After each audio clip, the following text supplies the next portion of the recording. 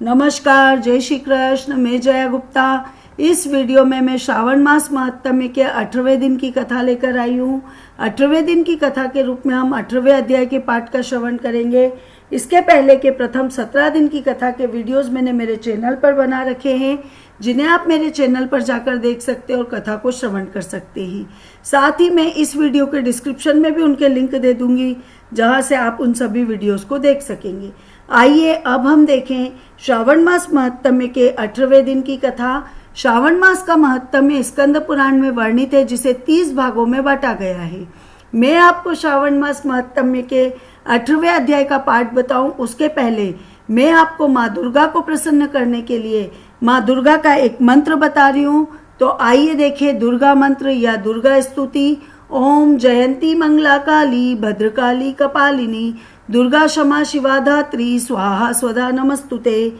जयंती मंगला काली भद्रकाली कपालिनी दुर्गा क्षमा शिवा धात्री और स्वधा, इन नामों से प्रसिद्ध जगदम्बे आपको मेरा नमस्कार है। इस मंत्र के द्वारा हम माँ अम्बे की विभिन्न नामों से पुकार कर उनकी आराधना करते हैं, उनकी स्तुति करते हैं। आइए अब देखें श्रावण मास महात्म्य 18वां अध्याय। इसके पहले 17वें अध्याय में हमने देखा कि भगवान ने सनत कुमार को पवित्रारोपण का व्रत बताया। सप्तमी तिथि को अधिवासन करके अष्टमी तिथि को पवित्रकों को अर्पण करना चाहिए। जो पवित्रक बनवाता है उसका पुण्यकाल भी भगवान ने बताया, पवित्रक के प्रकार बताए। ये सारी बातें हमने 17वें अध्याय में देखी। अब 18वें अध्याय में हम देखेंगे आशा दशमी व्रत का विधान। सनत कुमार बोले, हे भगवान, हे पार्वतीनाथ, हे भक्तों पर अनुग्रह करने वाले, हे दया सागर, अब आप दशमी तिथि का महात्म्य बताइए। ईश्वर बोले, हे सनत कुमार, श्रावण मास में शुक्ल पक्ष की दशमी तिथि से चाहिए व्रत प्रारंभ करें। पुनः प्रत्येक महीने के शुक्ल पक्ष की दशमी तिथि को यह व्रत करें। यह इस प्रकार 12 महीनों में इस उत्तम व्रत को करके बाद में श्रावण मास में शुक्ल पक्ष की दशमी तिथि को इसका उद्यापन करें। राज्य की इच्छा रखने वाले राजपूत, उत्तम कृषि के लिए कृषक, व्यवसाय के लिए वैश्यपुत्र, पुत्र प्राप्ति के लिए गर्भिणी स्त्री, धर्म अर्थ काम की सिद्धि के लिए सामान्य जन, श्रेष्ठ वर की अभिलाषा रखने वाली कन्या, यज्ञ की कामना करने वाले ब्राह्मण, श्रेष्ठ आरोग्य के लिए रोगी और दीर्घ काल तक पति के परदेश रहने पर उसके आने के लिए पत्नी, इन सबको तथा इसके अतिरिक्त अन्य लोगों को भी इस दशमी को व्रत करना चाहिए। जिस कारण से जिसे कष्ट हो तब उसके निवारण हेतु उस मनुष्य को यह व्रत करना चाहिए। सावन में शुक्ल पक्ष की दशमी के दिन स्नान करके देवताओं का विधिवत पूजन करके घर के आंगन में 10 दिशाओं में पुष्प पल्लव चंदन से अथवा जौ के आटे से अधिक देवता की शस्त्र वाहन युक्त स्त्री रूपा शक्तियों का अंकन करके नक्त वेला में 10 दिशाओं में उनकी पूजा करनी चाहिए। घृत मिश्रित नैवेद्य अर्पण करके उन्हें पृथक पृथक दीपक प्रदान करना चाहिए। उसी समय उपलब्ध फल भी चढ़ाना चाहिए। इसके बाद अपने कार्य की सिद्धि के लिए इस प्रकार प्रार्थना करनी चाहिए, हे दिक देवता, मेरी आशाएं पूर्ण हो और मेरे मनोरथ सिद्ध हो। आप लोगों की कृपा से सदा कल्याण हो। इसी प्रकार विधिवत पूजन करके ब्राह्मणों को दक्षिणा देनी चाहिए। हे मुनि श्रेष्ठ, इस क्रम में से प्रत्येक महीने में दशमी तिथि को सदा व्रत करना चाहिए और 1 वर्ष तक इसके करने पर अनंतर उद्यापन करना चाहिए। अब मैं आपको पूजन की विधि बताता हूँ। स्वर्ण अथवा चांदी की अथवा आटे से ही 10 दिशाओं को बनवाएं। तत्पश्चात स्नान करके भली भांति वस्त्राभूषण से अलंकृत होकर बंधु बांधुओं के साथ भक्तिपूर्ण मन से 10 दिक देवताओं का पूजन करना चाहिए। घर के आंगन में क्रम से इन मंत्रों के द्वारा दिक देवताओं को स्थापित करें।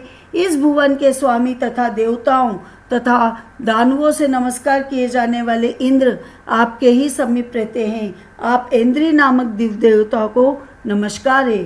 हे आश्रय, अग्नि के साथ परिग्रह होने के कारण आप आग्नेयी कही जाती हैं।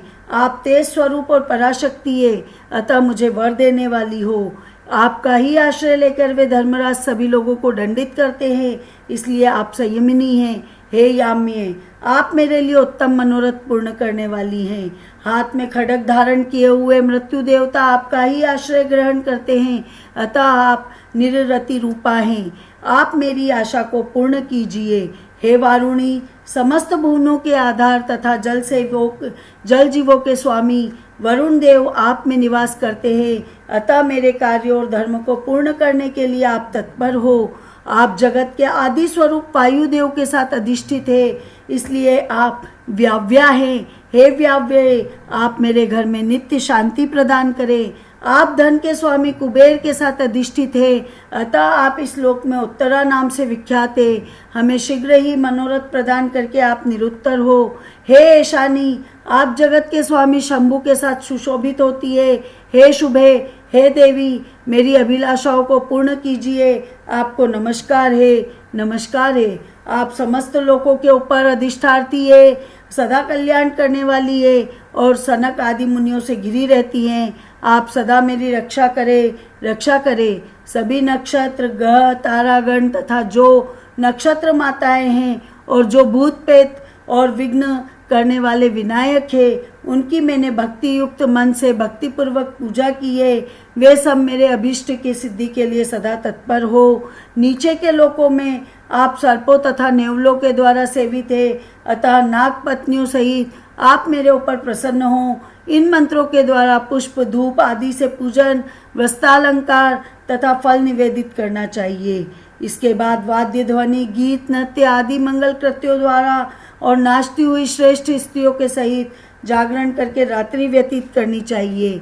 कुमकुम, अक्षत, तांबुल, दान, मान आदि के द्वारा भक्तिपूर्ण मन से उस रात्रि को सुखपूर्वक व्यतीत करके प्रातःकाल प्रतिमाओं की पूजा करके ब्राह्मण को प्रदान करनी चाहिए। इस विधि से व्रत को करके क्षमा प्रार्थना तथा प्रणाम करके मित्रों तथा प्रिय बंधुजनों को साथ लेकर भोजन करना चाहिए। हे तात, जो मनुष्य इस विधि से आदरपूर्वक दशमी व्रत करता है, वह सभी मनोवांछित फल को प्राप्त करता है। विशेष रूप से स्त्रियों को इस सनातन व्रत को अवश्य करना चाहिए, क्योंकि मनुष्य जाति में स्त्रियां अधिक श्रद्धा कामना परायण होती है।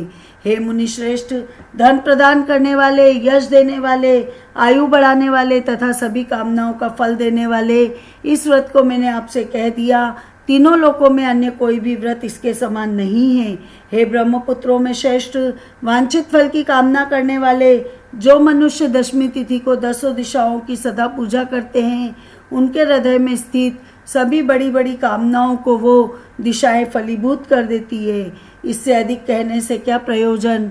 हे सनत कुमार, यह व्रत मोक्षदायक है, इसमें संदेह नहीं करना चाहिए। इस व्रत के समान ना कोई व्रत है और ना ही कोई होगा। इति श्री स्कंद पुराण के अंतर्गत ईश्वर सनत कुमार संवाद में श्रावण मास महात्म्य में आषादशमी व्रत का विधान नामक 18वां अध्याय संपूर्ण। आपको मेरा वीडियो अच्छा लगा हो तो इसे लाइक कीजिए, शेयर कीजिए। अभी तक यदि आपने मेरे चैनल को सब्सक्राइब नहीं किया तो कृपया मेरे चैनल को सब्सक्राइब कीजिए, बेल आइकन को हिट कीजिए, ताकि मेरे नए वीडियोस के नोटिफिकेशन आपको तुरंत प्राप्त हो सके।